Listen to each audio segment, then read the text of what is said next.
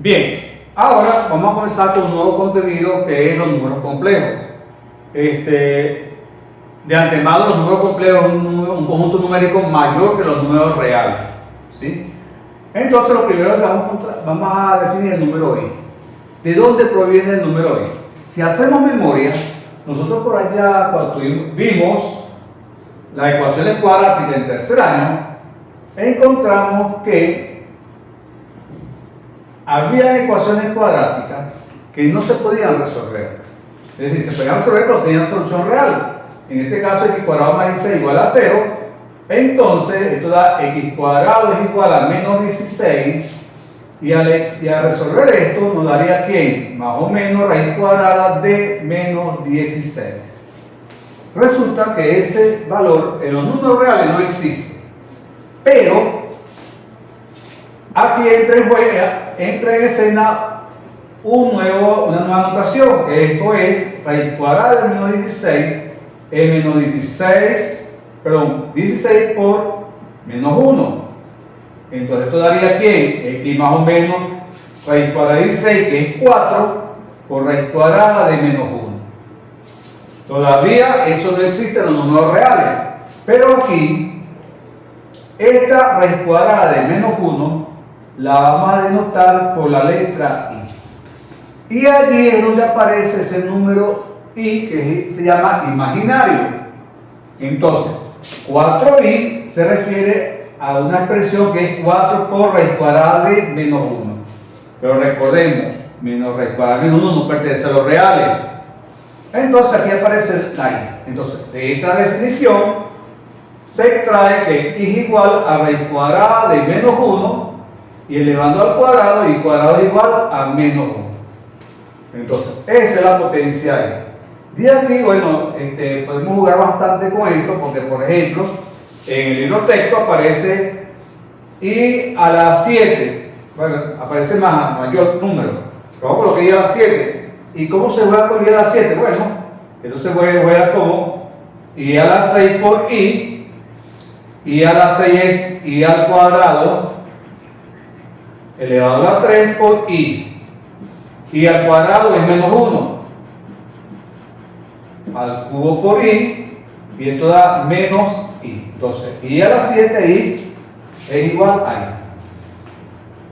También podemos ir jugando con sumatoria, pero no es la idea. La idea es, primero, es que recordar que esta i, que se llama parte imaginaria, proviene de resolver una ecuación que no tiene solución en los números reales. Pero, ¿cómo llevamos estos números, esta notación i, a los números complejos? Entonces, aquí aparece el conjunto de los números complejos.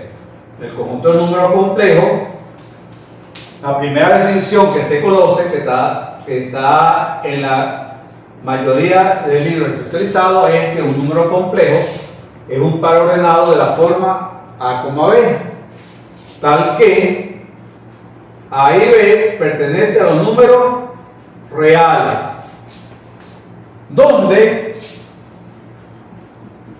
A es la parte real, que la denotamos como real del número z, que se me olvidó decirle que los números z se denota con el número complejo se denota con z, que es igual a A, y B es la parte imaginaria. Se escribe imaginario de z es igual a B.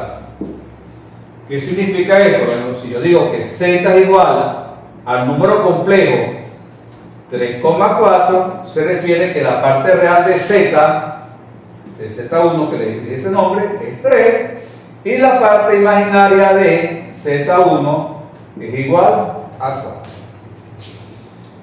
De estos números complejos, estos se pueden ubicar en un plano, ya no se llama plano real, porque recordemos que estamos en los números complejos. Entonces, este plano se conoce como plano complejo, donde el eje horizontal se conoce como eje real de los números complejos, mientras que el vertical se llama eje imaginario de los números complejos. ¿Cómo se ubica un número complejo? Igual que la analogía que tenemos en un plano real, que la primera componente es en el eje horizontal y la segunda en el eje vertical. Entonces, el complejo Z1 igual 3,4, ubico 3 en el eje horizontal, ubico 4 en el eje vertical y la intersección de las paralelas nos indica que este es el punto Z1, un punto Z1. De los números complejos, a grandes rasgos es que en los números complejos no hay relación de orden. ¿Qué significa eso? Que si yo tengo dos números complejos, yo no puedo decir que uno es mayor que el otro o es menor. No hay relación de orden, a diferencia de los números reales. Yo en los números reales, yo sé cuando un número es mayor que otro, pero en los complejos no. ¿Y qué tiene los complejos con los campos anteriores? Bueno, recordemos, desde el primer año o desde primaria, a nosotros nos enseñaron los números naturales. Después nos enseñaron otro conjunto más grande que los números naturales, que se conoce como los números enteros. Después nos siguieron enseñando otro campo más grande que se conoce como los números racionales. Y hasta ahí llegó hasta el tercer año. Y en tercer año nos enseñaron otro conjunto que está fuera de los racionales, que se conoce como los irracionales. Y este conjunto, vamos a escribirlo así, abusando de la terminología, esto es lo que se conoce como los números reales, la unión de los racionales con los irracionales. Pero dentro de este conjunto de los reales hay otros números que no sabemos quiénes son. Entonces estos conjuntos más grandes es lo que se conoce como los números complejos. Entonces los números complejos es mayor que los reales, pero los cubre. ¿Y cómo los cubre? Pues sencillamente cuando la parte imaginaria es cero, observamos que la parte real solamente tiene parte real. Entonces por esa razón es que los reales están inmersos en los complejos. Entonces a grandes rasgos eso es a donde queremos llegar. Entonces bueno, ya acabamos de decir que un número complejo es un preordenado. Lo que voy a decir Z1 igual a 2, 6. ¿Sí? Entonces la parte real de Z1 es 2 y la parte imaginaria de Z1 es igual a 6. ¿Sí? Pero además, como esta es la parte real y la parte imaginaria es 6, y recordemos que la I significa parte imaginaria, significa que un número complejo en forma de preordenado yo lo puedo escribir en forma binómica. Entonces Z1, este Z1 es igual aquí, parte real es 2 más parte imaginaria que es 6 y la parte imaginaria es la letra I. Entonces un número complejo se puede escribir en forma de preordenado, pero también se puede escribir en forma binómica. De estos números complejos, bueno, ya le dije que se puede ubicar en el plano complejo, pero además, como es un campo numérico, esto lo que se conoce en matemática es un cuerpo algebraico, significa que las operaciones que nosotros conocemos también se pueden aplicar. ¿Cuáles operaciones? Bueno, se puede sumar, se puede restar, se puede multiplicar y se puede dividir. Entonces, lo que ya conocemos allá en los números reales, lo vamos a expandir a los números complejos. Y en la adición, ¿cómo se suma un número complejo? Bueno, sumar las partes que tengan la misma naturaleza, es decir, parte real con parte real, parte imaginaria con parte imaginaria. Es decir, que si yo tengo un complejo de la forma 3 más 5i y tengo un complejo Z2 igual a 7 menos 8i, Z1 más Z2 es igual a ¿quién? A 3 más 5i más 7 menos 8i. Y aquí se cumple lo que conocemos nosotros de matemática, que tenemos que sumar los términos que tengan la misma naturaleza. Entonces la misma naturaleza que son parte real, que sería 3 más 7, que sería 10, y 5 más menos 8, que sería menos 3i. Entonces la adición del número complejo Es sencillamente sumar la parte real con la parte real y la parte imaginaria con la parte imaginaria. Y la parte de la multiplicación, de la sustracción, ya sabemos que algo que nos enseñaron desde primer año es que la sustracción se define como una suma con un número opuesto. Es decir, si yo tengo Z1 menos Z2, es lo mismo que yo diga Z1 más menos Z2. Entonces estoy sumando un número con el opuesto de otro número. Y recordemos, y en la teoría aparece en el documento que está en el aula, que el opuesto de un número complejo, es cambiar el signo a todas las componentes. Por ejemplo, si yo tengo Z igual a 5 más 8i, el opuesto es menos 5 menos 8i. Ese es el opuesto. Hay otro número complejo que también es necesario que ustedes lo recuerden, que es el número conjugado.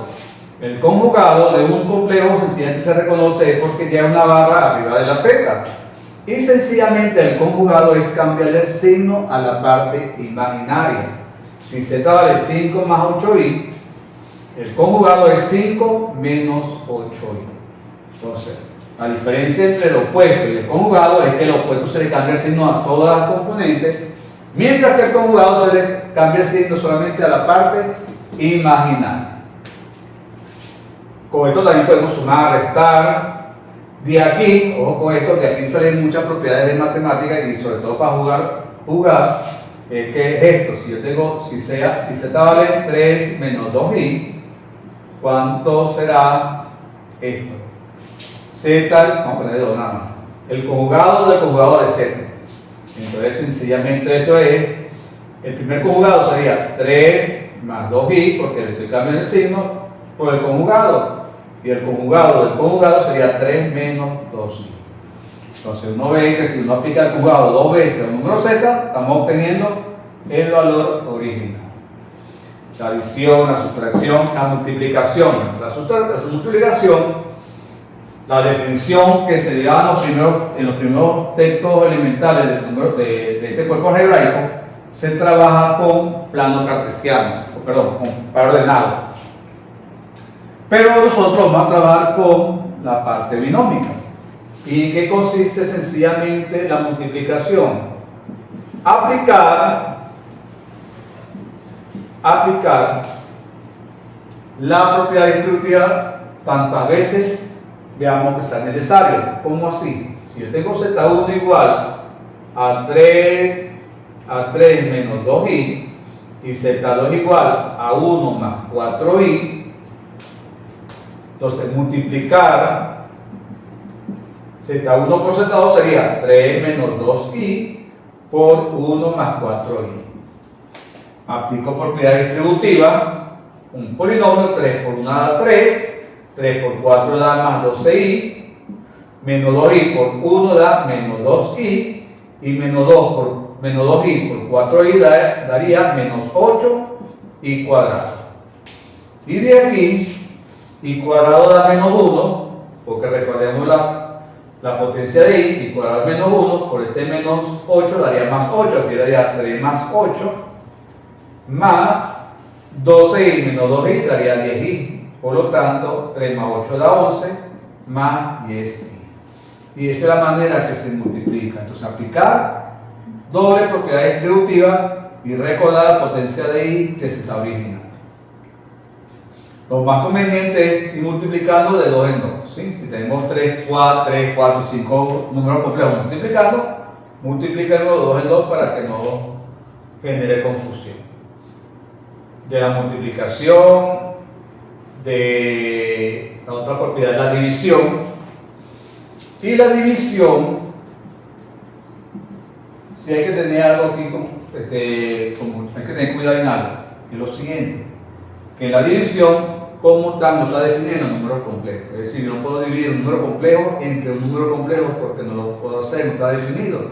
Entonces, ¿cómo se hace la división de un número complejo? Entonces, sencillamente, con un artificio matemático que se conoce, multiplicar por el inverso multiplicativo. Es decir, que si yo tengo si yo voy a dividir Z1 entre Z2, Sencillamente, para efectuar esa división, lo que hago es multiplicar por el conjugado por Z2, ¿sí? Por el conjugado de Z2. Y al efectuar esto, sencillamente voy a multiplicar Z1 por Z2 y debajo me quedaría Z2 por el conjugado de Z2. Esto por la teoría matemática, en un número por su conjugado, eso va a dar un número real, ¿sí? Porque imaginen que esto es A más B y el conjugado es A menos B. Entonces sería multiplicación de suma y diferencia. Y eso origina la diferencia de cuadrado. Y como la diferencia de cuadrado aquí aparece en cuadrado se transforma en un número, entonces se transforma en una suma de cuadrado. Todo eso, a medida que uno va desarrollando ejercicios, se va dando cuenta de ello. Entonces, para cerrar la idea de la operación del número complejo, sencillamente la suma es sumar parte real con parte real, imaginaria con imaginaria, igual que la sustracción. Y la multiplicación es aplicar la propiedad distributiva. Mientras que la división es multiplicar por el conjugado del denominador. Y al multiplicar por la conjugada, arriba aparece la multiplicación de un número por el conjugado de otro número. Mientras que abajo va a dar un número real. Básicamente, esa es la teoría que involucra las operaciones con los números complejos. De aquí, algo que está en los libros, es que en ocasiones hablan de un número complejo puro. ¿Y cuando hablan de un número complejo puro? Sencillamente cuando no tiene parte real. Es decir, que donde está la segunda componente, si estamos en valor ordenado, o sencillamente el número está escrito o solamente la componente. Eso es lo que se llama número complejo puro. Y número complejo mixto, que es cuando aparece parte real, parte imaginaria. Mientras que si solamente tiene parte real, es un número real. ¿Sí? Esa es la teoría que está involucrada. Otra forma, entonces ya sabemos que un número complejo se puede escribir en forma de par ordenado, en forma binómica, y una tercera forma de escribir los números complejos es en forma polar. Y para definir un número complejo en forma polar, primero vamos a escribir lo que tenemos. Tenemos A más B, sea un número complejo Z. Para escribir en forma polar, necesitamos el módulo de Z. Y el módulo de Z, sencillamente, es lo que conocemos con la parte de vectores. El módulo de Z es sencillamente la raíz cuadrada de la componente real al cuadrado más la componente imaginaria al cuadrado. La componente, así que va a ser la I. Entonces es el módulo. Y este módulo tiene la misma interpretación que tenemos de la distancia de un punto al origen. ¿Sí? La distancia que hay del punto Z1 hasta el origen es este valor, la norma, el módulo. Pero no significa que ese es el valor del número como tal. Esa es la distancia que hay del punto origen al punto Z. Necesitamos el módulo de Z, pero además necesitamos la dirección del argumento. Necesitamos el argumento de Z. Y el argumento de Z no es más que la dirección que origina ese radiovector de Z1, tomando en cuenta el semieje positivo X, o semieje positivo horizontal, de la parte real. Si hacemos memoria, esa definición de dirección, esa es la definición de dirección de un vector. Entonces, la dirección de un vector tiene similitud con el argumento de Z. Vamos a hacerlo de forma gráfica. Si yo tengo aquí Z1, este es el módulo de Z, que es la distancia que hay del punto al origen, y el argumento de Z es este ángulo. Este es el argumento de Z. Este ángulo que describe, donde el lado inicial es el semieje positivo real. Necesitamos el argumento de Z. Vamos a llamarlo que el argumento de Z es θ. Θ. Pero si estamos hablando de θ y estamos en un plano que se llama el plano complejo, se llama el plano real, pero estamos en un plano, significa que tenemos que empezar a buscar en nuestra memoria a ver qué relación tenemos. Y por allá, en la parte de las razones trigonométricas, recordamos que vimos una relación tangente de θ, que es ángulo central, que relaciona el cateto opuesto sobre el cateto adyacente. El cateto opuesto es la segunda componente y el cateto adyacente es la primera componente. Porque recordemos, primera componente, segunda componente. Eso tiene similitud con lo que vimos allá en la parte trigonométrica. Claro está que este valor se refiere a un valor referencial, ¿sí? A un valor referencial. ¿Y por qué valor referencial? Porque recordemos, busquemos en nuestra memoria, que el ángulo θ, un valor referencial puede tener dos valores. Si hablamos, recordemos el seno de θ. Si el seno de θ es positivo, significa que el θ está en el primer cuadrante o en el segundo. Pero si está en el primer segundo, ¿cuál es cuál? Entonces tenemos que buscarnos y con la segunda componente. El coseno es positivo en el primer cuadrante y en el cuarto cuadrante. Entonces tenemos que tomar en cuenta ese signo. Si este θ diferencial es este señor que tenemos aquí, θ referencial, la pregunta es, en este caso, ¿cuánto vale el argumento? Entonces el argumento de z es igual a ¿quién? Bueno, esto es media circunferencia, que es 180 grados, menos el θ referencial. La única forma que coincida el argumento z con el θ referencial es si el número complejo está en el primer cuadrante.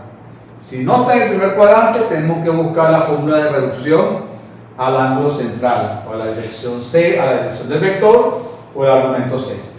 Si esto está en el segundo cuadrante, si está en el tercer cuadrante, el argumento de z es ¿quién? Hasta aquí 180, más el θ referencial, que es este señor que está aquí. Y si está en el cuarto cuadrante, este es el θ referencial, sería que el argumento de z igual a 360 grados menos el ángulo referencial. Entonces, estas son las fórmulas de reducción que ya conocemos de la parte de trigonométrica. Ahora bien, bueno, pero todavía no he dicho nada, porque la forma polar de un número complejo no he dicho nada. Lo único que sé es que necesito el módulo y necesito el argumento. Y el argumento z se llama θ. Entonces, z1 es igual a ¿quién? Bueno, sencillamente, si aplicamos trigonométrica, recordemos que A es parte real, parte del eje horizontal, por decirlo así. Si aplicamos fórmulas trigonométricas, esto es módulo de A por coseno de θ. Esa es la parte real. Si descomponemos aquí este vector z, más B, pero ¿quién es B? Módulo de A, por el módulo A, no, módulo de z, por el coseno de θ, pero seno de θ i, seno de θ i. ¿Sí? Entonces, Z1 es parte real, que lo llamamos a, utilizando el módulo y la dirección, el argumento, y el módulo B. De aquí, sencillamente, extraemos módulo de z y tenemos coseno de θ más seno de θ y más i seno de θ. Voy a colocarte ahí delante. ¿Sí? Y esto que tenemos aquí origina la siguiente abreviatura. Z1 es igual a ¿quién? A módulo de z por, en vez de escribir coseno, voy a colocar c, la i de imaginario, el seno y el ángulo θ. Y esa es la forma que se escribe el número complejo en forma polar. Entonces, z igual a módulo de z cis θ, donde θ es el argumento de S. Con esta notación se puede multiplicar, se puede dividir y se puede hacer potencia. Se puede multiplicar, y para multiplicar multiplicamos los números y sumamos los argumentos. Se puede dividir, y para dividir dividimos el argumento y dividimos los módulos, restamos los argumentos. Potencias, se eleva a potencia el módulo y se multiplica por tita la potencia. Pero lo importante de hacer esto es sencillamente algo que se origina con la potencia, que es la radicación. La radicación, que es buscar las raíces de un número complejo. Bueno, a grandes rasgos, esta es la introducción que tenemos para estos dos temas para finalizar el tercer lapso. Y bueno, y lo espero en las clases Zoom para que vamos desarrollando esto de manera más detallada.